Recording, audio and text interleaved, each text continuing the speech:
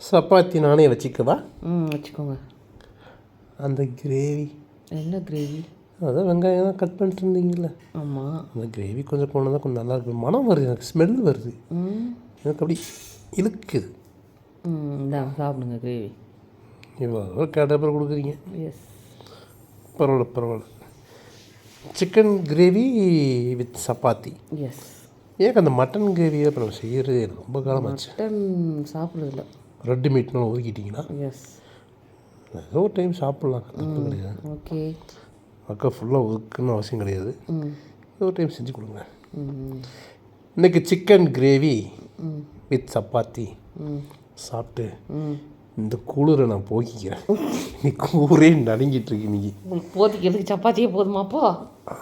ஆமாக்கா, குளிர் பயங்கரமாக அடிக்குதுக்கா. ஃபேன் கூட போட முடியாது இருக்கு நிலைமை இன்றைக்கி. அவ்வளோ நடுங்குது. பார்த்தீங்களா ஃபேன் எவ்வளோ ஸ்பீடு கம்மியாக இருக்குன்னு. ஆமாம். ஆனால் இன்னும் கொஞ்சம் காரம் போட்டுக்கலாமான்னு தோணுது. ஆமாம், அவங்க வாய்ஸை கேட்டாலே தெரியுது என் வாய்ஸை காட்டி கொடுக்குதா? ஆமாம்.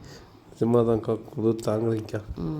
சரிங்க்கா, நான் அப்படியே சிக்கனை சாப்பிட்டு நான் அப்படியே ஆகிறேன். ஓகே. ஓகே, பாய்.